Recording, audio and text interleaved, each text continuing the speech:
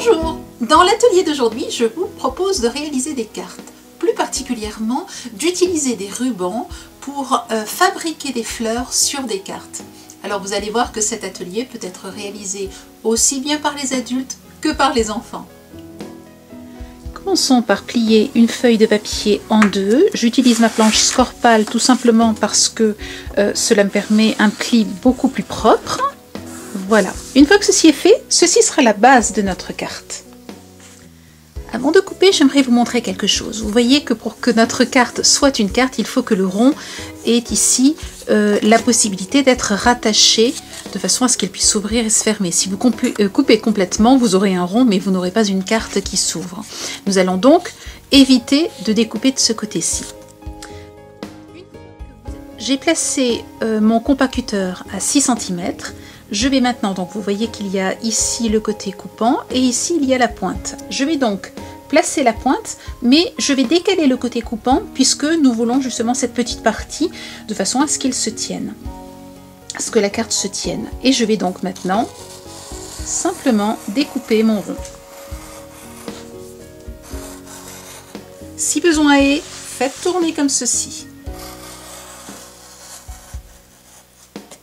Et voici. Vous obtenez ainsi une carte. S'il y a un petit détail ici à découper, pas de souci, vous utilisez votre petite paire de ciseaux et vous découpez. Voici donc la base de notre carte. Maintenant, ce que nous voulons, c'est un autre rond. Je vais donc toujours sur mon tapis de découpe placer une feuille, mais cette fois-ci d'une autre couleur. Alors ce que j'aimerais, c'est utiliser une feuille avec des effets de lin, ce qui sera beaucoup plus joli. Je vais reprendre mon compas et cette fois-ci très légèrement diminuer la dimension du rond. Je vais la mettre à 1 cm autour, je vais la mettre à 5. Je replace donc mon cutter, j'évalue l'espace dont je vais avoir besoin. Voilà, je pense que ça va aller. Et je plante mon cutter et je tourne.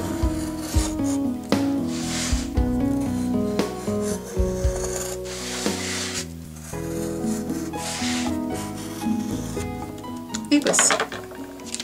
Nous avons donc maintenant deux ronds que nous pouvons placer l'un au-dessus de l'autre. Ce rond va devenir la base de ma carte. Vous pouvez le placer au centre, mais moi je vais choisir de le placer plutôt sur le côté.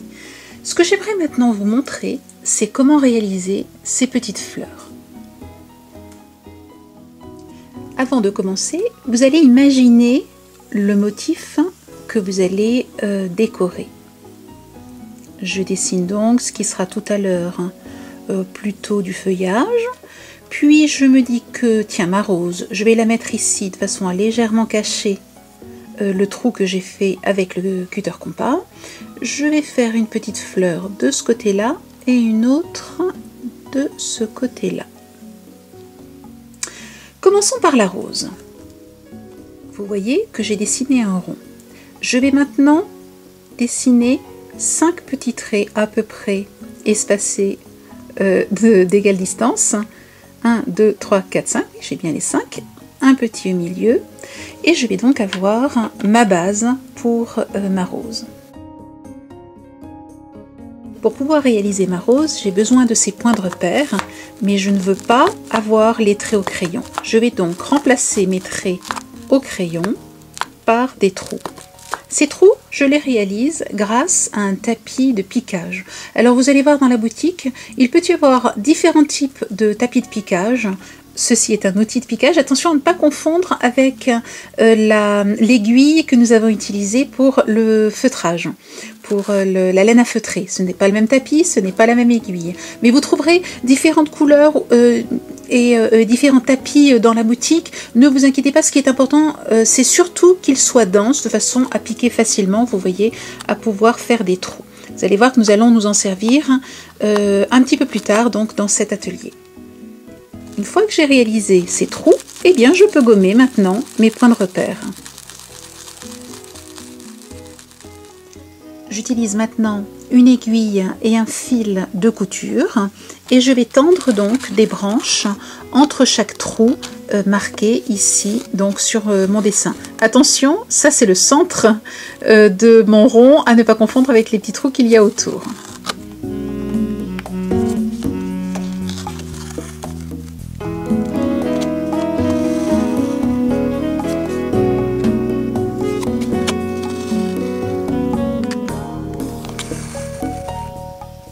Voilà, j'ai donc mes 5 branches, il ne me reste plus qu'à faire un nœud de l'autre côté. Je choisis maintenant un ruban, ici crème, vous trouverez différentes couleurs dans la boutique, et je vais placer donc le début de mon ruban au centre de ce rond.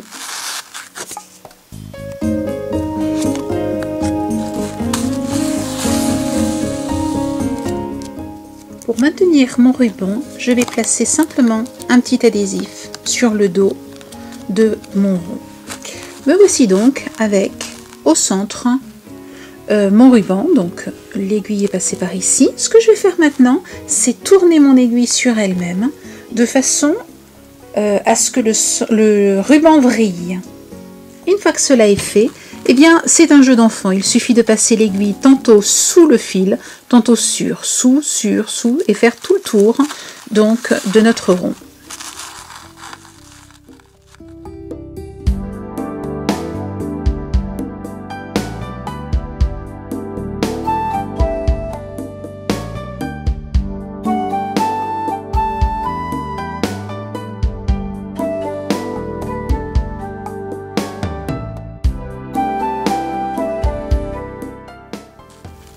Continuez ainsi jusqu'à ce que vos fils soient cachés.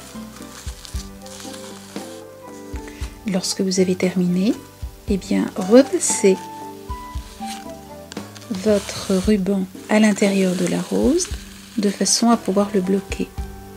Et ensuite, repassez dans un des trous.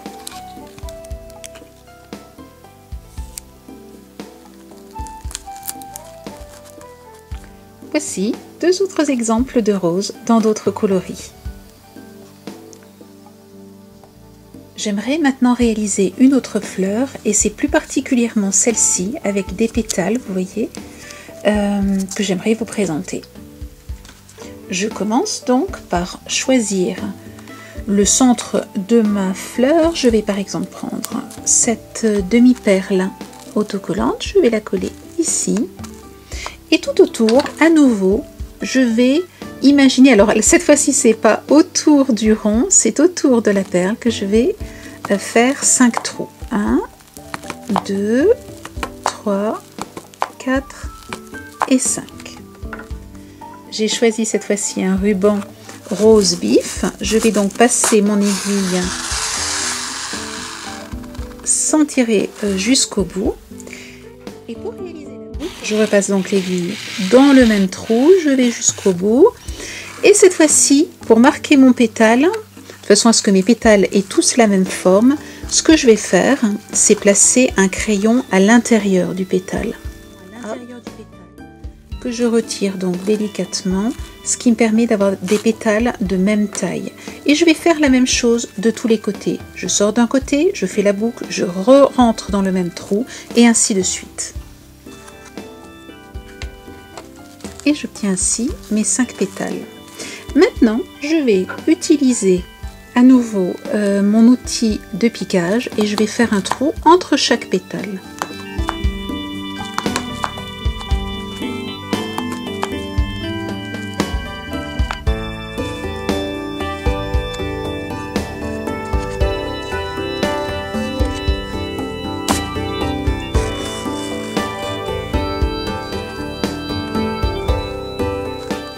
Je vais faire de plus petites boucles au-dessus des grandes boucles. Voici ce que j'obtiens. Je suis donc sortie ici, rentrée à la suivante, ressortie à la suivante, re-rentrée à la suivante. Je vais maintenant sortir ici et je vais re-rentrer dans le trou qui a déjà été utilisé, puis ressortir là et rentrer dans celui-ci, sortir là et rentrer dans celui-ci, ce qui fait que devant chaque grande boucle, il y aura une petite boucle. La seule chose à laquelle il faut faire attention, c'est de ne pas piquer au milieu d'un ruban, parce que sinon vous auriez du mal à ressortir votre ruban de l'autre côté. C'est donc toujours piquer dans le trou, mais à côté du ruban. Donc vous voyez, souvent je tends le ruban et je pique à côté. Voilà, j'obtiens ainsi 5 grands pétales et 5 petits, ce qui me donne une fleur avec un joli petit cœur. Il ne me reste plus qu'à découper et à nouveau placer un adhésif de façon à maintenir tous les rubans en place.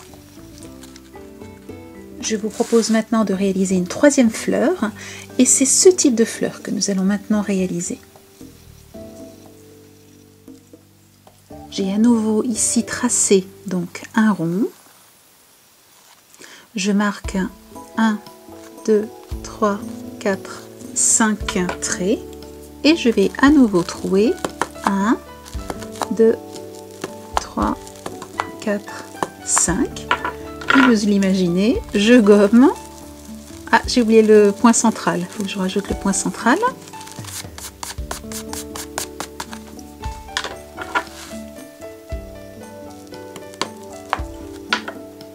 Et je repars cette fois-ci avec mon ruban rose.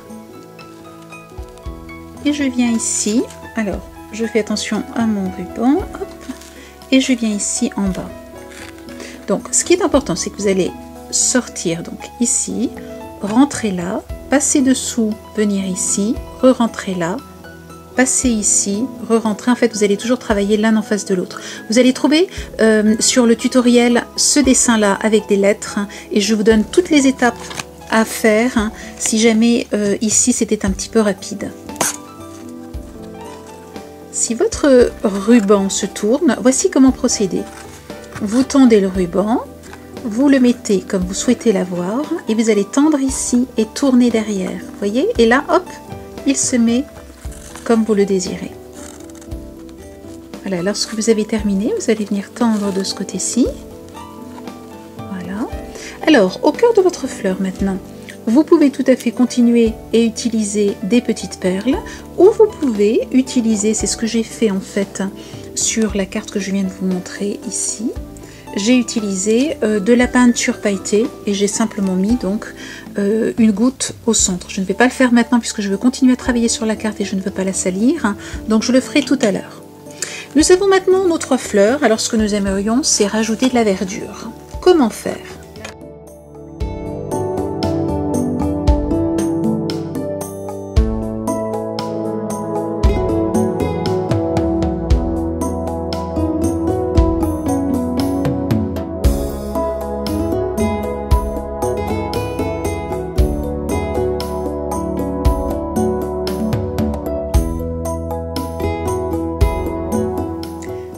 Nous avons terminé donc cette partie. Ce que j'aimerais maintenant réaliser de ce côté-là, c'est une fioriture telle que je vous l'ai faite sur cette carte-ci.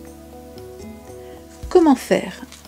Là, il va falloir que vous retourniez la carte et que vous imaginiez cet espace ici. Donc, ce que vous voulez faire, c'est partir par exemple comme ceci. Alors, on imagine assez facilement puisqu'on a le dessin de ce que nous avons de l'autre côté. Et ce que nous allons vouloir faire, c'est par exemple ceci et pourquoi pas ceci. Alors, qu'est-ce que cela donnerait? Oui, ça me convient bien. Voilà, maintenant, donc pour pouvoir piquer, il me faut plus un tapis de feutrage, mais un tapis de piquage. Donc, je remplace les tapis, je place mon petit rond sur le tapis de piquage et j'utilise l'outil de piquage qui n'est pas un outil de feutrage. Il ne me reste plus qu'à piquer et ça c'est vraiment très simple. Alors vous pouvez aussi réaliser des cartes uniquement avec des piquages en dessinant donc des motifs et ensuite en piquant comme ceci. Donc vous voyez là il n'y a vraiment aucune difficulté. Et voici le relief que vous obtenez de l'autre côté. Nous avons quasiment terminé. Ce que j'aimerais, c'est finir totalement en rajoutant donc, comme je vous le disais tout à l'heure, la petite pointe de peinture pailletée. Pourquoi pas en rajouter à d'autres endroits. Alors, vous verrez que sur une carte, j'ai rajouté la peinture pailletée aussi rubis, ce qui donne des, comment dire, des couleurs rouges. Ça, c'est tout à fait possible. Et puis, j'aime bien ces petites perles. Je vais donc rajouter quelques petites perles de différentes tailles sur ma décoration.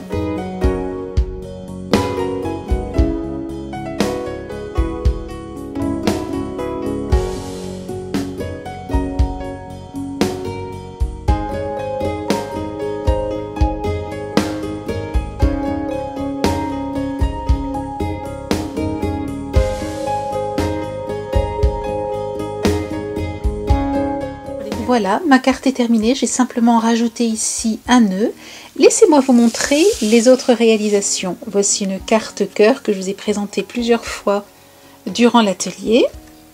Et pourquoi pas donc, je vous le disais, des décorations de table avec le menu. J'ai bien entendu ici utilisé des tampons pour réaliser le menu, mais vous retrouvez ce que je vous ai présenté ici dans l'atelier, et le marque-place de la même manière vous permet avec les tampons de réajouter le prénom de vos amis.